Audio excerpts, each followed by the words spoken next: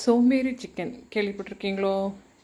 இப்போ செய்யலாம் பார்த்துக்கோங்க. ஒரு நாள் என்ன ஆச்சு, கரெக்டாக நான் வெளியில் போகிறேன். என் பையன் வந்து என்னை பிடிச்சிட்டான். மா, சிக்கன் வாங்கியிருந்திருக்கேன் எனக்கு செஞ்சு கொடுத்துட்டு போங்க. டேய், இந்த கதையெல்லாம் என்கிட்ட வேணாம், நீனே செய். மா, எனக்கு செய்ய தெரியாதும்மா. நான் சொல்கிறேன், 2 நிமிஷத்தில் சொல்கிறேன், அது 20 நிமிஷம்தான் ஆகும். ஒன்றும் பெருசாக வேலை கிடையாது, அழகாக பண்ணிடலான்னு சொல்லிட்டு சொல்லிக் கொடுக்குறேன். பாருங்கள், உங்களுக்கும் சொல்லிக் கொடுக்குறேன். எடுத்துக்கோங்க, ஒரு பாத்திரம் எடுத்துக்கோங்க.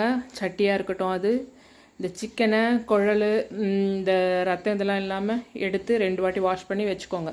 அதை நல்லா தண்ணி இருத்து அந்த சட்டியில் போட்டுக்கோங்க. சட்டியில் போட்டுக்கிட்டிங்களா, அதுலேயே கருவேப்பிலை, கொத்தமல்லி, வெங்காயம், தக்காளி. இப்போ வந்து ஒரு 1/2 கிலோ சிக்கன்னா 2 வெங்காயம் 2 தக்காளி போதும். அது 2 வெங்காயம் 2 தக்காளி அரிஞ்சு அதிலே போடுங்க. 2 பச்சை மிளகாவை போடுங்க. மிளகாத்தூளை போடுங்க. தனியாத்தூள் இருந்தால் கொஞ்சம் போடுங்க.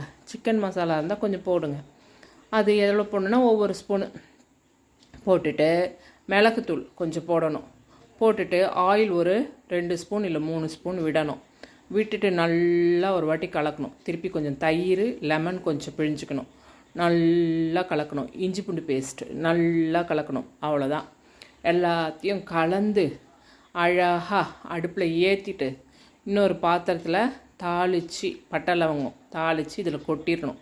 திருப்பி மரக்கரண்டி, சட்டி இல்லை அதனால் மரக்கரண்டியை போட்டு நல்லா கலரணும். 10 நிமிஷம் மூடி வச்சிடணும். 10 நிமிஷம் பொறுத்து இன்னொரு வாட்டி கலரணும். தண்ணி லைட்டாக தெளிக்கணும். தண்ணி அதிலே விடும், பார்த்துட்டு தண்ணி லைட்டாக தெளிக்கணும். அவ்வளோதான். ஒரு 1/2 டம்ளர் தண்ணி விட்டுருங்க.